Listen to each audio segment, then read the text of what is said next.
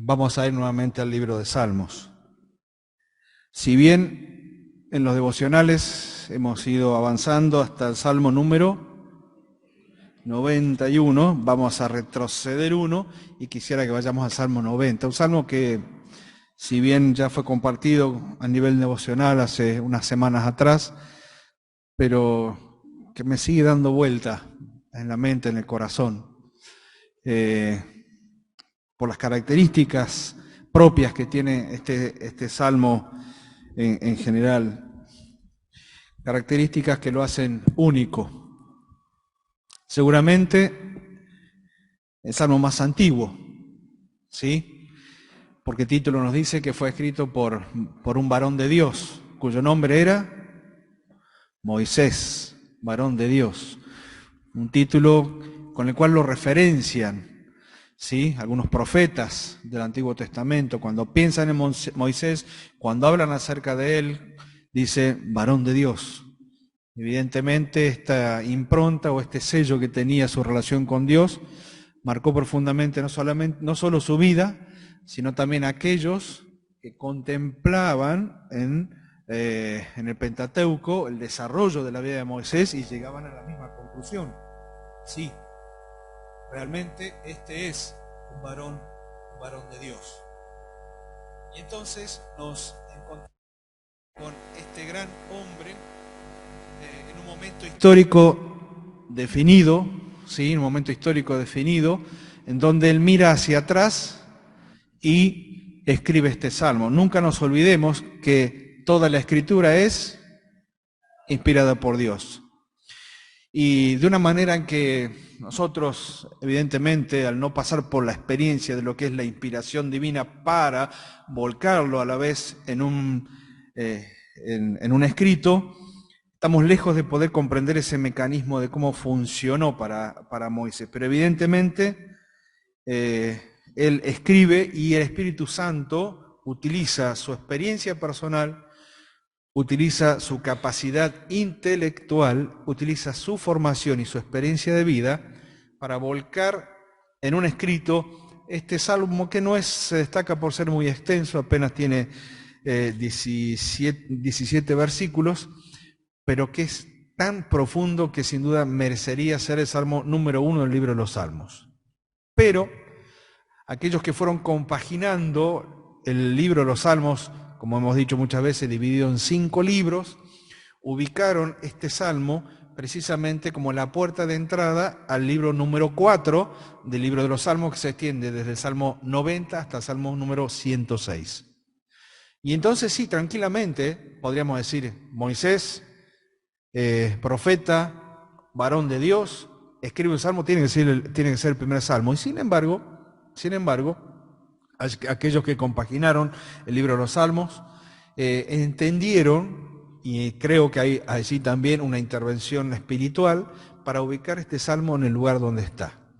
Si cada uno de los libros que componen el libro de los Salmos, 1, 2, 3, 4 y 5, se corresponden al Pentateuco, este libro que comienza en el Salmo 90 y termina en el 106 correspondería a aquel libro del Pentateuco. Si es el cuarto, Números, ¿sí? Números. Un libro particular, un libro del Pentateuco que habla acerca de la actividad de Dios para con el pueblo, y una actividad profunda, una actividad muy personal, y en donde muchas cosas se definen para el pueblo de Israel.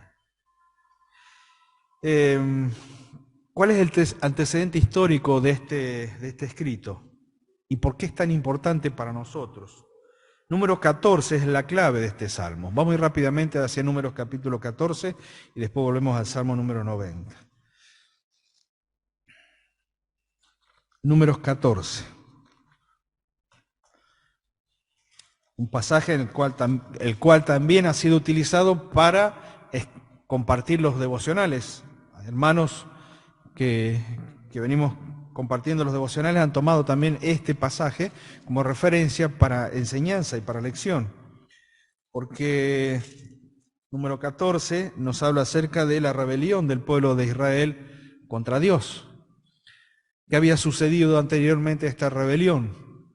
Los 12 espías salen a visitar la tierra prometida. Dios los envía. Vayan, vean, miren con sus ojos todo lo que Dios ha preparado y luego traigan las pruebas de esa tierra y a esforzarse y a ocupar todo aquello que Dios ya ha prometido. ¿Cuál fue la reacción? Sí, trajeron el fruto de la tierra, mostraron y contaron acerca de lo que había, pero ellos vieron principalmente la dificultad antes que la posibilidad. Dios decía, es posible, conmigo es posible, vayan, pisen y posean todo aquello que yo les he prometido, pero el pueblo cae en una profunda incredulidad, al punto de renegar de la posibilidad dada por Dios para ellos y querer hacer ¿qué cosa? Pegar la vuelta y volver a Egipto hacia aquello que los había esclavizado y según ellos los había sostenido durante tantos siglos.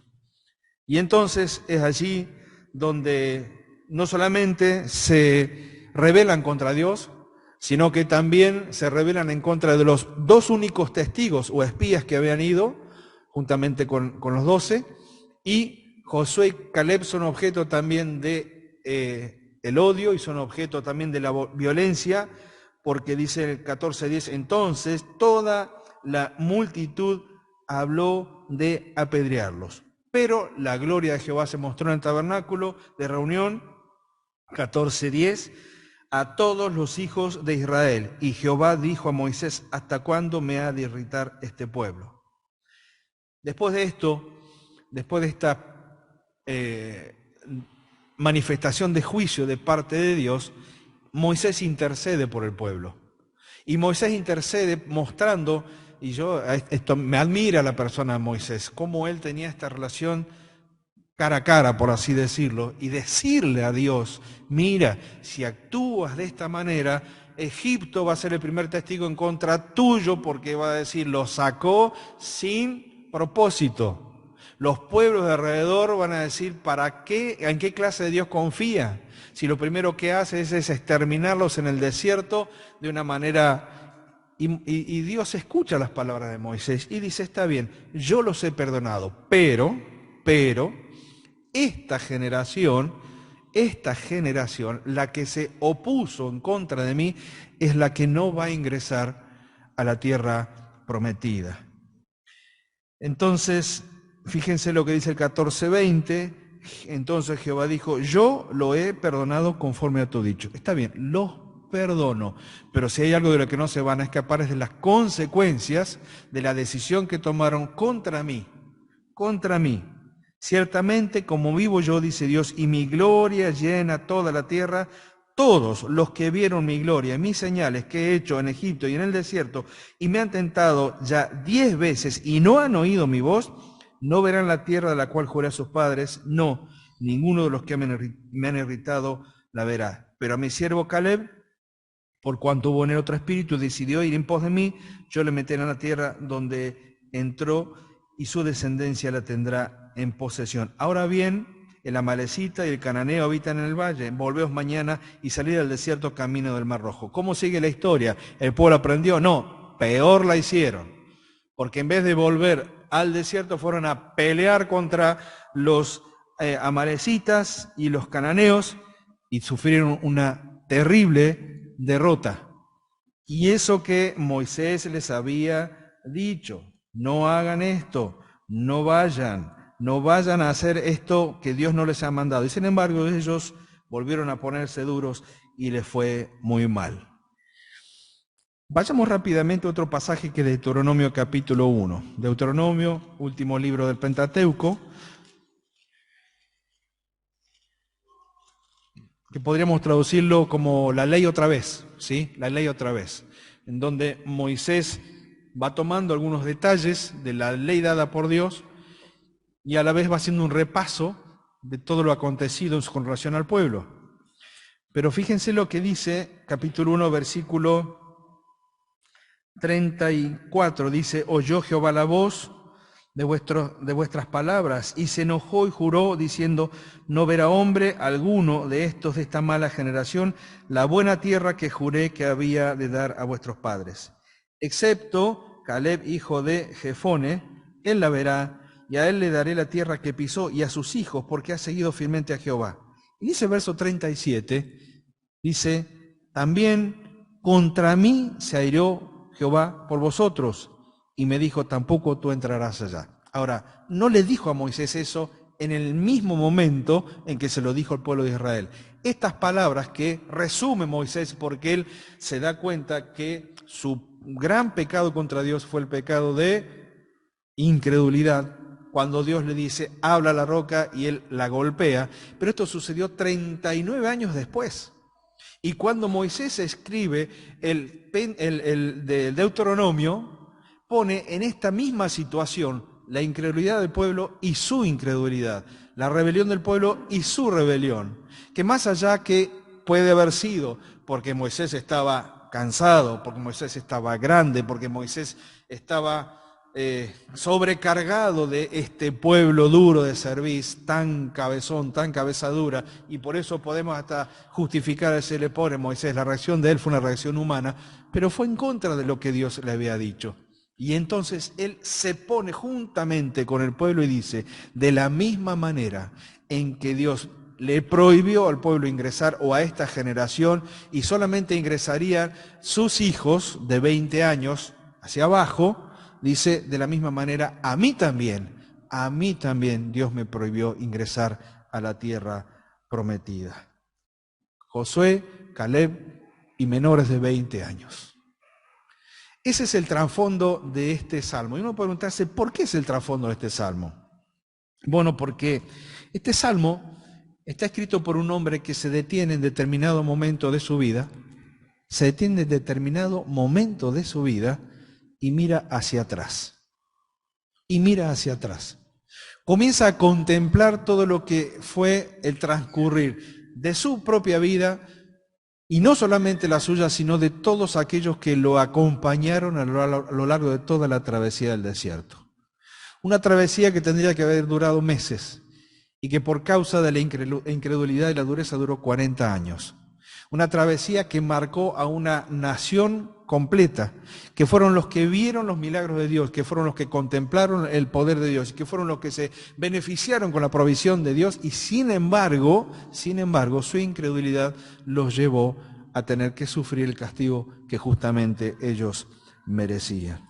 Estaba leyendo entre tanto material que venía buscando como referencia a esto, y es que algunos por ahí hacen una aplicación un poco extraña a esta situación del desierto. Y es cierto que el pueblo de Israel no anduvo en un solo desierto, sino que fueron sucesivos desiertos en toda la zona.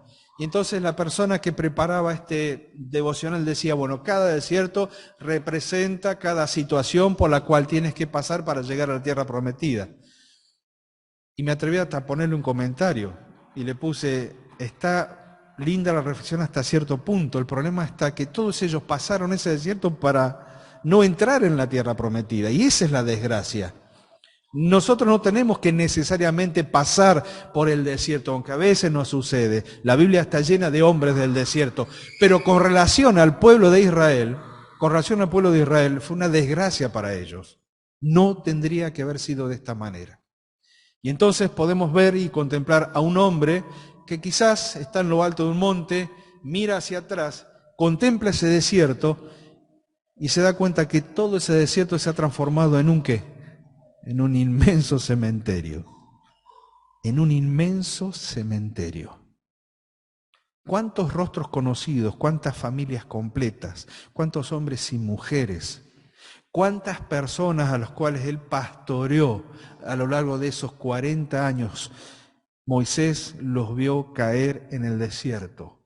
Moisés los vio morir en aquel lugar. Y entonces, este es el panorama desde el cual Moisés se detiene, piensa, medita y escribe lo siguiente. Salmo 90, en su título dice: la eternidad de Dios y la transitoriedad del hombre. No me atrevo a ponerle otro título porque me parece que es el mejor título para este salmo. Oración de Moisés, varón de Dios. Y dice a partir del versículo 1 lo siguiente: Señor, tú nos has sido refugio de generación en generación. Antes que naciesen los montes y formases la tierra y el mundo, desde el siglo y hasta el siglo, tú eres Dios.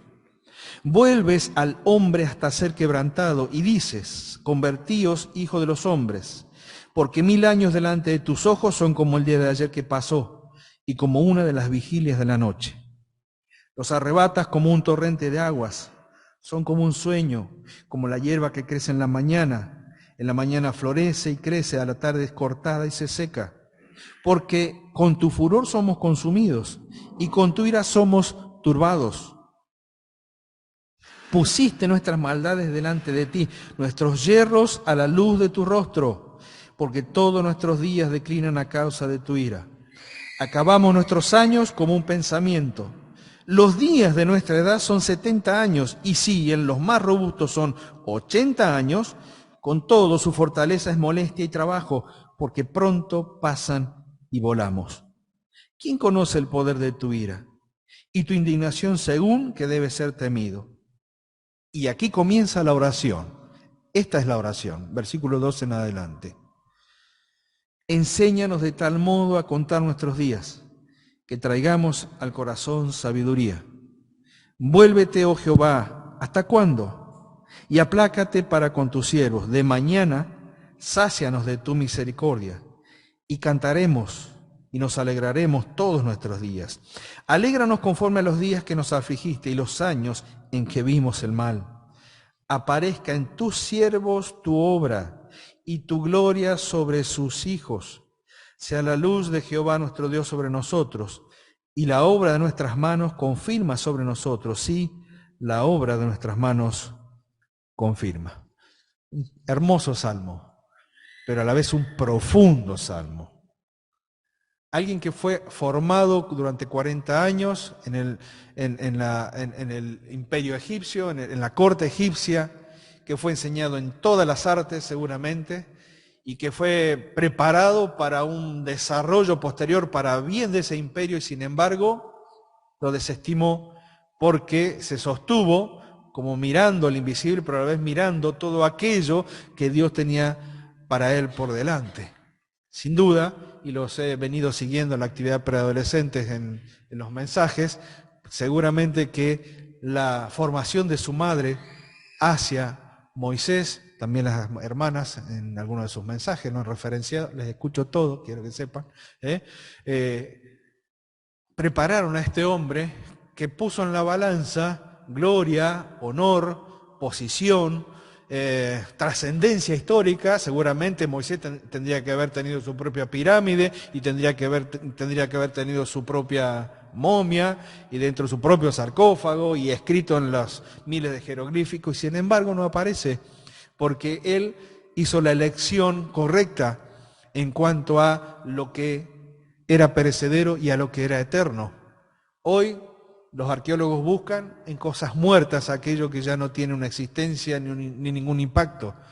Y Dios le dio a Moisés la posibilidad de elegir entre lo que se muere con esta tierra y en lo que perdura de acuerdo a su plan. Pero Moisés también era no solamente un hombre con la mirada puesta en el cielo, sino que era un hombre muy realista. Y hasta me atrevo a imaginarlo sentado en un monte y contemplando el desierto. Y entonces él, contemplando este desierto, piensa mucho más allá, piensa más profundamente y piensa en primer lugar acerca de Dios. Este salmo lo podemos dividir en 3 partes, versículo 1 y 2, la alabanza de la eternidad de Dios. Y él comienza alabando a Dios en ese sentido. Comienza alabando porque comienza a darse cuenta perdón la expresión, no comienza a darse cuenta, ya se había dado cuenta en manos de quién estaba su existencia, la de su familia y también la de todo ese pueblo. Entonces él dice: Señor, tú nos has sido refugio de generación en generación. A esta altura Moisés seguramente ya había escrito parte del Pentateuco. Y entonces Génesis 1:1 era un pasaje de la Escritura escrito por él que seguía presente en su mente, en su corazón. En el principio creó Dios los cielos y la tierra.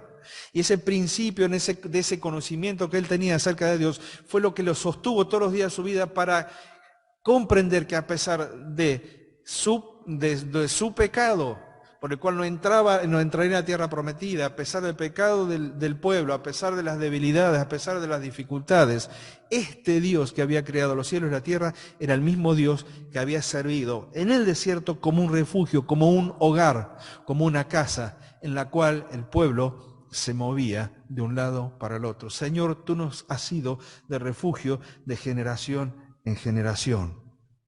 Y comienza a pensar más profundamente y comienza a meterse en un área que inclusive nosotros muchas veces no nos animamos, y es la de poder pensar un poco más allá de lo que ven nuestros ojos, pensar en esa eternidad, que la definimos aquello que no tiene ni principio y no tiene fin. Pero Moisés se animó a buscar algunas figuras que le permitiesen determinar cómo es esta eternidad, en la cual ellos se mueven, en la cual ellos son. Pablo repetiría el mismo concepto tiempo después, ¿sí? Y dice, antes que naciesen los montes y formases la tierra y el mundo, desde el siglo y hasta el siglo, tú eres Dios. Desde el siglo hasta el siglo, tú eres Dios. Y esta es una expresión interesante, me llamó mucho la atención. Desde el siglo hasta el siglo, una expresión hebrea que significa desde el punto en que desaparece mi vista en el pasado hasta el punto en que desaparece mi vista en el futuro. Eso significa, desde el siglo hasta el siglo. Él utilizó esta expresión en términos de tiempo o de temporalidad, pero excedía el concepto excedía a esta expresión. Yo hasta las sillas veo los rostros, más allá, perdónenme, pero ya sé dónde se sientan porque la mayoría se sienta casi siempre en el mismo lugar.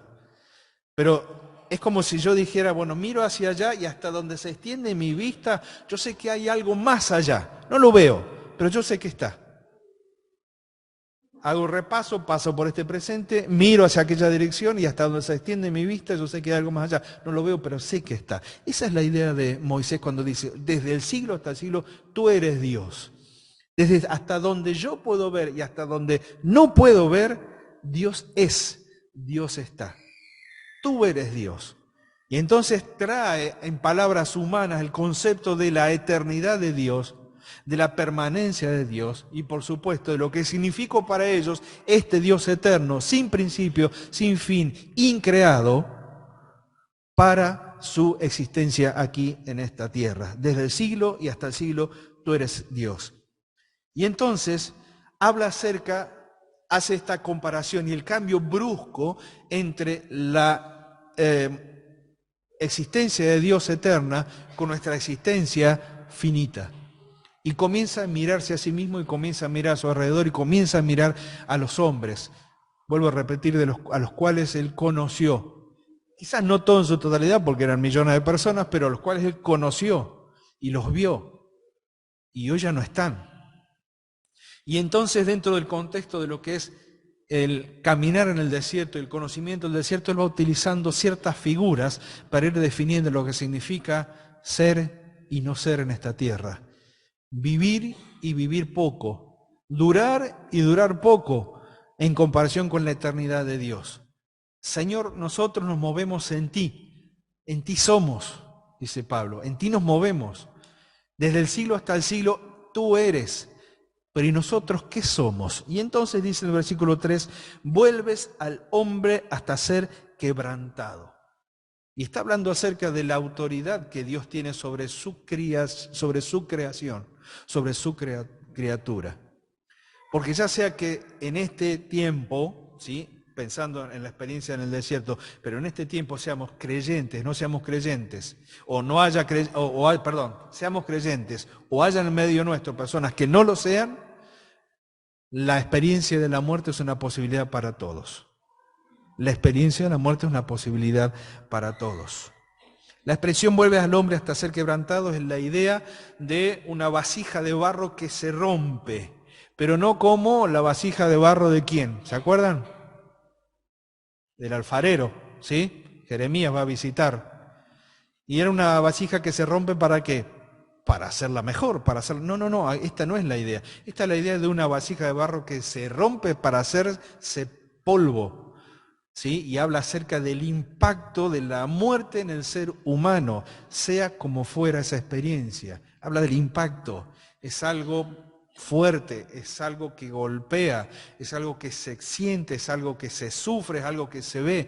Dice, vuelves al hombre hasta ser quebrantado, hasta que se rompe y la figura la misma vuelve a ser polvo, como le dijo a Adán que sería su existencia. Dice, convertíos hijos de los hombres. Aquella idea de conversión no es la conversión de salvación tan común a nuestra forma de hablar y de predicar el evangelio. No, acá la conversión es de ser hombre hasta convertirte en polvo. Le está diciendo a los hombres, señores, ustedes se van a convertir. Están orgullosos de su cuerpo, están orgullosos de su físico, están orgullosos de su estampa, de su conocimiento, de su saber. Se van a convertir, dice Moisés. ¿En qué? En lo mismo que veo en el desierto. Miles y miles y cientos de miles allí que alguna vez tuvieron una existencia, pero que ahora se convirtieron ¿en qué? En polvo. La vasija se rompió, se transformó en polvo y ya no quedó absolutamente nada. 1000 años delante de tus ojos son como el día de ayer que pasó. Seguramente referencia de Pedro al escribir en su carta acerca de lo que significaba un día para Dios, ¿sí? Con relación a la eternidad de Dios.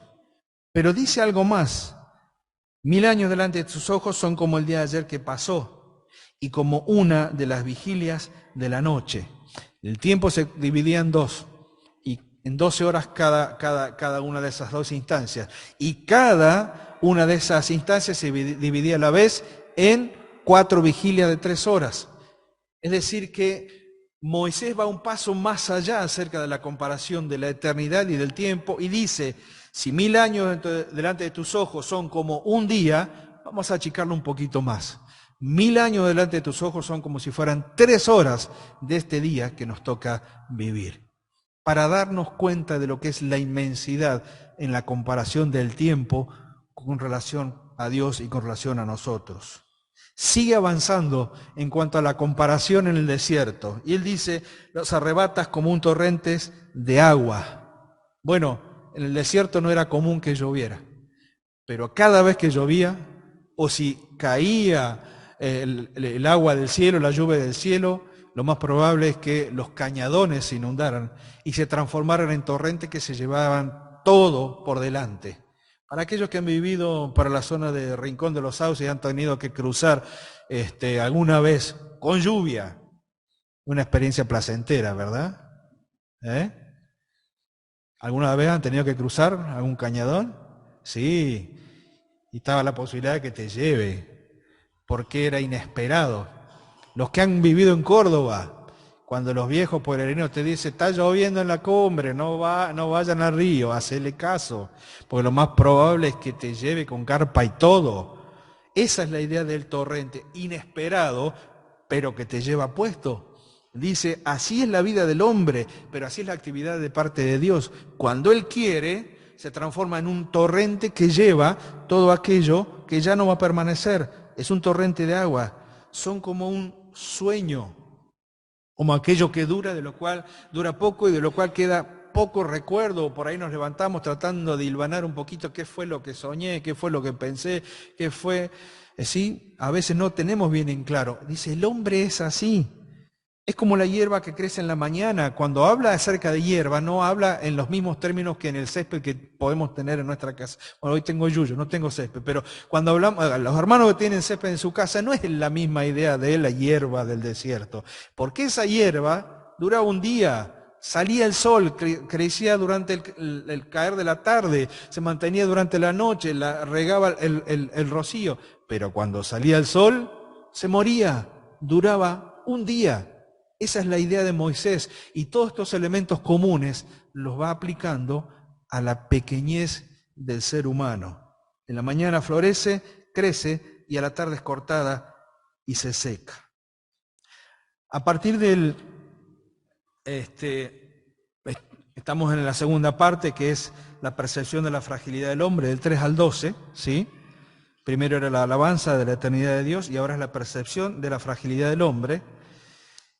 A partir del versículo 7, ya no mira Moisés simplemente al hombre en su pequeñez en comparación con la eternidad de Dios. A partir del versículo 7, Moisés se mira como Dios ve al hombre alejado de él y entiende que las consecuencias de este pueblo que fue muriendo poco a poco en el desierto tiene que ver con esto que dice ahora. Dice, porque con tu furor somos consumidos y con tu ira somos turbados. Pusiste nuestras maldades delante de ti y nuestro yerro a la luz de tu rostro. Está diciendo, nada de lo que hizo el pueblo fue desconocido y por lo tanto tu ira no fue una reacción como normalmente podemos tener nosotros cuando nos enojamos o nos airamos por algo. La ira de Dios tiene que ver principalmente con su justicia. Y lo que está diciendo Moisés, Señor, todo lo que nosotros hicimos, todo lo que el pueblo hizo, todo lo que yo hice, no fue oculto. Y entonces justamente estamos recibiendo lo que merecieron nuestros hechos. Porque todos nuestros días, dice el verso 9, declinan a causa de tu ira. Acabamos nuestros años como un pensamiento. Y entonces dice en el verso 10, los días de nuestra edad son 70 años. Y si en los más robustos son 80 años, con todo, su fortaleza es molestia y trabajo, porque pronto pasan y volamos. Yo hice algunas pequeñas cuentas acerca de lo que significan 80 años. Para los que son chiquititos, lo veo a Lichi acá, Ale, por allá, nuestros niños presentes, ponerle a una persona de 80 años para ellos es una barbaridad. Es terrible. Bueno, para aquellos que están cerca de los 30 años también, ¿sí? Para los que tenemos más de 50, bueno, la franja se nos va achicando un poco y ya empezamos a contar en otras perspectivas. Ni que hablar para aquellos que están cerca de los 80. Para los que pasaron los 80, no digo nada, ¿sí? Es otra etapa, otra instancia, Dios sabe por qué. Pero yo sacaba algunas cuentas acerca de lo que significan 80 años, que son muchos. Hay que llegar a los 80 años. Y no llegaremos sin poco trabajo. Pero 80 años son 4.171 semanas. Poquito, ¿no? Son 29.200 días. 2.433 meses. 8 décadas. ¿Cuántos lustros? Vieron que eso no, lo pregunté, pero es capcioso porque nunca lo usamos. Son 16, cada 5 años un lustro. 16 lustros. Llevando estos 80 años, estos números, decimos la verdad, no es nada. No es nada. Nuestra existencia es pequeña en comparación con la eternidad de Dios. Nuestra existencia es finita, es limitada. El punto está en que Moisés sabe que ya no va a entrar a la tierra prometida. Pero no vemos en él una expresión de amargura. Es cierto, me hubiese gustado sentarme con Moisés y preguntarle, ¿qué sentiste cuando supiste que no ibas a entrar?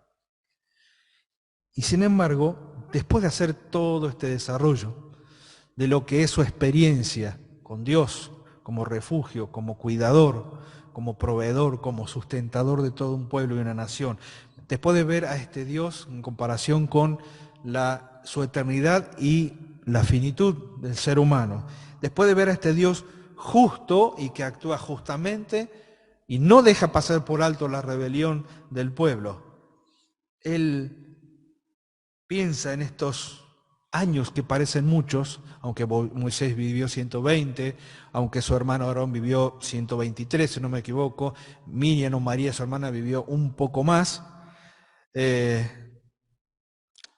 Moisés dice, somos muy pequeños. Pero hay una generación que va a traspasar estos límites. Hay una generación que va a ir más allá de todo esto que va a quedar de este lado del desierto. Y entonces la oración de Moisés, a partir del versículo 12, es una oración sin amargura, es una oración sin reproches, es una oración con esperanza que mira hacia el futuro y sabe que aquellos que sí van a pasar con la experiencia vívida de haber visto a Dios ser proveedor, sustentador, pero haber visto que Dios también era justo. Y por lo tanto esa generación que iba a pasar era una generación con una gran y fuerte experiencia en el conocimiento de Dios. Ya no iba a estar Moisés, ya no iba a estar Aarón, pero iban a estar seguramente Josué y Caleb, dos jóvenes formados con Moisés, enseñados por Moisés, preparados por Moisés para una tarea grande que venía por delante. Y entonces en el verso 12 comienza a orar Moisés, y es un clamor, y él dice, enséñanos. Me encanta el plural que utiliza, porque a él no le quedaba mucho tiempo. Él iba a morir en el monte, y después iba a haber una lucha por su cuerpo. El ángel, Satanás, iban a luchar por su cuerpo. Y fue guardado, fue escondido, porque conociendo Dios el corazón de su pueblo, seguramente que lo hubiesen convertido posteriormente en un ídolo de su pueblo. Lo hicieron durante mucho tiempo con la serpiente de bronce, ¿se acuerdan? Lo hicieron, se la guardaron. Esta serpiente es espectacular, va a ser nuestro referente. Y Dios dijo, no, Moisés será el líder que ellos necesitaron, pero el cuerpo lo guardo. Y entonces Moisés habla en plural, no se despega del pueblo, sino que él pide, sea el tiempo que le quede de vida en la tierra, él dice, enséñanos de tal modo a contar nuestros días que traigamos al corazón sabiduría. El ser humano es una persona al cual, es un ser creado al cual le gusta llevar contabilidades. Ni que hablar los que tenemos algún toque que contamos los escalones. Yo cuento escalones, quiero decir, ¿sí? ¿Contamos escalones o contamos baldosas? Son todos normales acá, ¿no? Bueno, yo cuento escalones, pero nos gusta contar cosas. El ser humano lleva la cuenta de tanto, ¿sí? Estadísticas. ¿Cuántos goles tiene Boca? ¿Cuántos goles tiene River? ¿Cuántos puntos tiene cada uno? ¿Sí? ¿Cuántos mundiales? Es decir, depende del gusto que tengamos, la orientación, siempre llevamos la contabilidad de algo. Pero acá Moisés, un hombre versado en los números inclusive, él mira su propia vida y mira la vida de los que van a pasar, ¿sí? De los que van a ir a la tierra prometida, y dice, Señor, te pido algo, enséñanos a contar nuestros días, enséñanos a contar, y la idea ahí no era una cuestión de contabilidad de cuántos días, no eran los 70 u 80 años, sino era la calidad de esos días que les quedaba por delante. ¿Cómo van a ser esos días? Y para que esos días tengan cierta calidad, o una calidad, lo que yo necesito y lo que el pueblo necesita, dice, es sabiduría.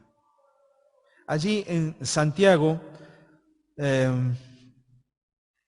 capítulo 1, versículo 5, Santiago 1:5, dice lo siguiente: si alguno de vosotros tiene falta de sabiduría, pídala a Dios. Posiblemente Santiago miró la referencia, puede ser, y saca esta lección, la traspola para su tiempo y dice, si hay algo que necesitamos en este tiempo, dice Santiago, es sabiduría. Que en principio fue un don fundacional, pero después, al tener la palabra de Dios completa, al tener el Espíritu Santo morando en nosotros, la sabiduría tiene que ser un pedido de cada uno de nosotros como hijos de Dios. Fue un don fundacional, es cierto, había hombres que tenían este don dado por Dios para desarrollarlo para el bien de la iglesia. Hombres con discernimiento, hombres con capacidad sobrenatural dada por el Espíritu Santo. Todavía la Escritura no estaba completa y entonces actuaban de esta manera. Ellos, hombres sabios, ayudando al pueblo. Pero hoy en día es un mandato de parte de Dios para la iglesia. Tenemos que adquirir sabiduría. Y esa sabiduría de vida no se adquiere de cualquier forma, de cualquier manera. Y es mucho más que conocimiento. Ese conocimiento obtenido no solamente nuestra experiencia de vida, sino principalmente nuestra experiencia de vida con Dios, a través de nuestra vida diaria, pero a través de la palabra de Dios y a través de la guía del Espíritu Santo para saber qué hacer, cómo hacer y hacia dónde dirigir nuestra vida tomado de su mano.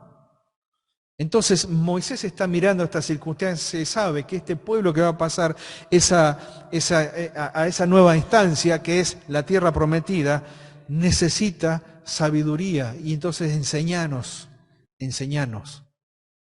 Si es algo que tenemos que tener como una oración constante es esta precisamente.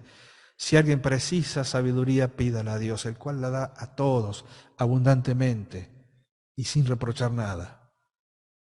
Si eso lo planteamos a nivel personal, ¿qué más está a decir cuando tenemos que plantear la sabiduría a nivel familiar? ¿Qué más cuando tenemos que hablar de sabiduría a nivel congregacional?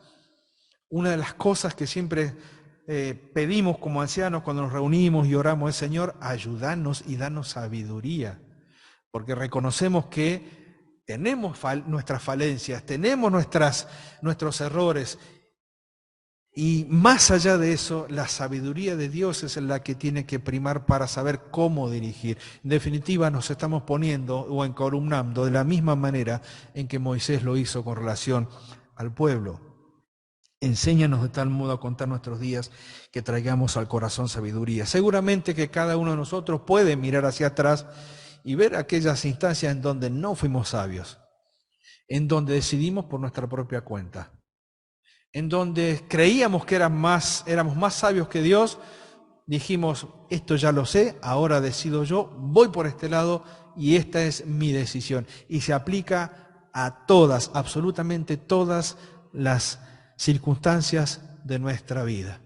El miércoles pasado no pude estar presente en la reunión de varones, escuché el mensaje igual, escuché el debate igual, y creo que en definitiva, porque el tema era el materialismo, en definitiva lo que como hijos e hijas de Dios necesitamos es sabiduría también en el uso de las finanzas, en el uso y la distribución de lo que Dios nos da, la distribución sabio del tiempo, para que nada de todo aquello que es común al mundo entorpezca nuestro desarrollo con relación a la vida de la iglesia. Ser sabios a la hora de criar los hijos, ser sabios a la hora de ser abuelos, como nos toca a algunos que hemos entrado en este rubro, ser sabios a la hora de relacionarnos con los hermanos, ser sabios a la hora de tratarlos, ser sabios a la hora de relacionarnos los unos con los otros. La sabiduría es importante para nuestra vida de todos los días. Vuélvete, oh Jehová, ¿hasta cuándo? Y aplácate para con tus siervos. De mañana sácianos tus misericordias y cantaremos y nos alegraremos todos nuestros días. Alégranos conforme a los días que nos afligiste y los años en que vimos el mal. Lo que está diciendo aquí Moisés es nada más y nada menos. Señor, para vivir sabiamente necesitamos de tu misericordia, porque si no, no podemos vivir. Vamos a errar, vamos a caer, vamos a pecar. Una instancia por la cual nadie quiere pasar, pero que forma parte de la parte triste de nuestra experiencia cristiana. Nos va a suceder. Pero Señor, necesitamos de tu misericordia para saber cómo seguir y cómo continuar. El Salmo 90 es nada más y nada menos que un llamado a entender que somos mayordomos también de nuestra existencia, en nuestra relación con Dios, en el cuidado de nuestra salvación, en la relación con la iglesia, en la relación con la familia, en relación con el mundo que nos rodea. Necesitamos tener sabiduría para ser buenos mayordomos en todo lo que tenemos que hacer. Moisés podía mirar hacia atrás y en su intachable despliegue de su currículum, una sola mancha fue la que afectó su entrada a la tierra prometida. Miren, hermanos, el llamado de parte de Moisés para todos aquellos que habrían de venir después y que seguramente iban a leer estas palabras era: seamos sabios, seamos sabios. Ya sea por donde Dios nos lleve, ya sea donde Dios nos llame, seamos sabios. Y entonces a partir del versículo 16 aparecen estas palabras preciosas pensando en la posteridad, pensando en los hijos que habrían de venir, pensando en generaciones que él no iba a ver. Y son palabras nuestras también.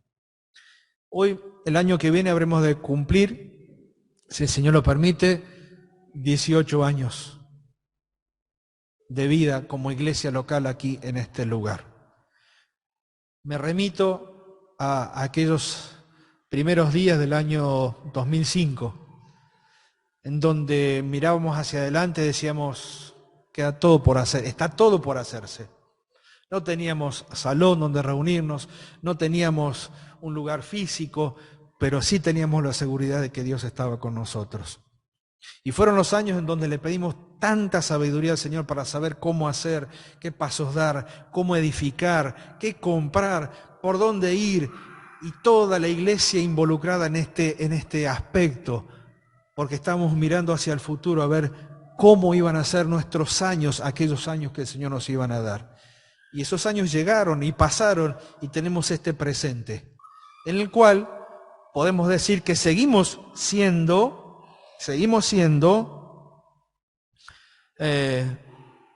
como un sueño. Eso no ha cambiado. Seguimos siendo como una hierba que crece en la mañana. Seguimos siendo como una flor que a la tarde es cortada y se seca. Esta es nuestra humana realidad. Seguimos siendo así. Con la diferencia que estamos en las manos de un Dios eterno, al cual podemos pedirle sabiduría, porque sabemos que a menos que Él nos venga a buscar, la vida de la iglesia, como la vida del pueblo en aquella instancia, iba a continuar. La vida de la iglesia local va a continuar. Y quizás dentro de unos años yo ya no esté, y quizás dentro de unos años Osvaldo no esté, o David, o Albi, y aquellos que conformamos el cuerpo de ancianos. Y el Señor levantará a otros. Esperamos que no morirnos para que el Señor levante a otros, esperemos que el Señor levante a otros antes, mucho antes de que nosotros ya no estemos.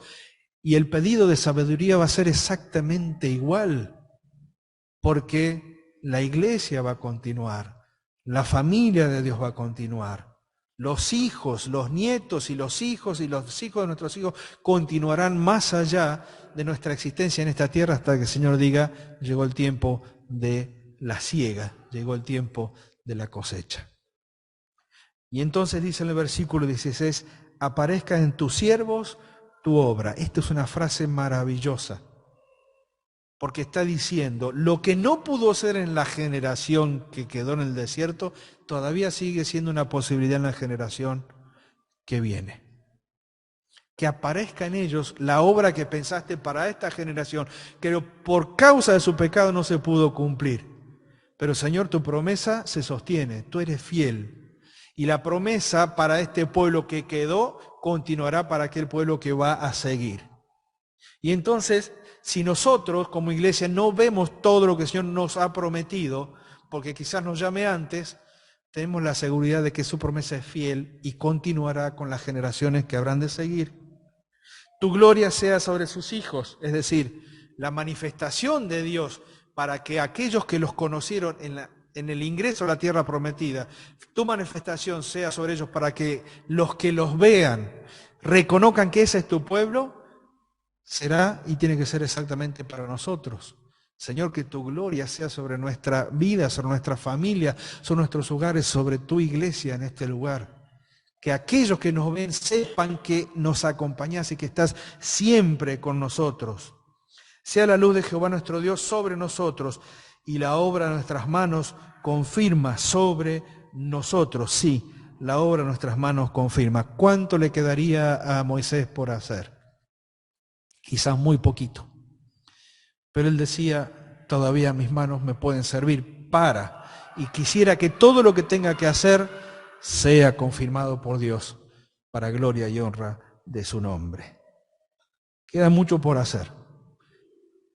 Y está bueno que nos adelantemos meses de todo lo que viene para el año que viene. Y uno podría pensar, bueno, pero estamos expuestos al torrente que nos lleva, somos una brizna que se pierde en el viento, somos como un pensamiento, somos como la flor que se seca y sí, es verdad, somos, pero nunca está de más y nunca estará de más pensar hacia el futuro, aunque yo no forme parte de ese futuro, pero sí forme parte de este presente que prepara ese futuro para aquellos que van a continuar y continuar y continuar la obra hasta que el Señor nos venga a buscar.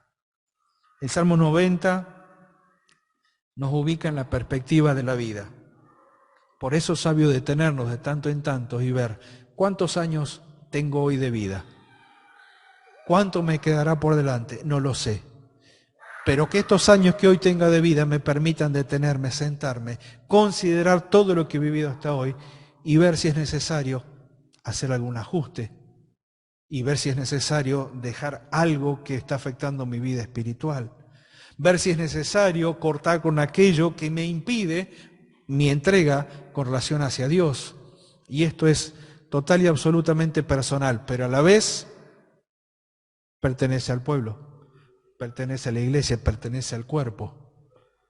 Porque cada uno de nosotros, como miembros de este cuerpo, sabemos que aún con nuestras propias decisiones erradas y tomadas sin sabiduría, al cuerpo le duele. Y nos duele a cada uno de nosotros.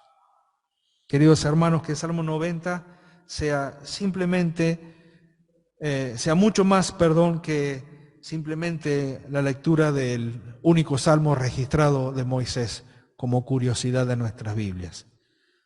Que sea el salmo que nos permita a nosotros detenernos y mirar hacia atrás y darnos cuenta hasta dónde nos ha traído Dios, como quizás seas el único creyente en tu casa, quizás sos el único que se congrega aquí de tu hogar, quizás para un matrimonio, para una familia, para las familias, detenernos y pensar que si el Señor nos trajo hasta aquí, no es sin propósito, es porque Él lo ha prometido estar con nosotros todos los días de nuestra vida hasta el fin del mundo, como le dijo el Señor a los discípulos. Y que por lo tanto tenemos que aprender a proyectar nuestra vida hacia el futuro, para los que vienen después, aunque quizás nunca lo veamos. Pero el Señor ha prometido esforzar la obra en nuestras manos para que todo lo que podamos hacer hoy permanezca y sirva para las generaciones que vienen. ¿Cuáles serán? El Señor sabe. Nosotros lo que nos queda es trabajar en este tiempo hasta que Él nos venga a buscar. Que el Señor bendiga su palabra.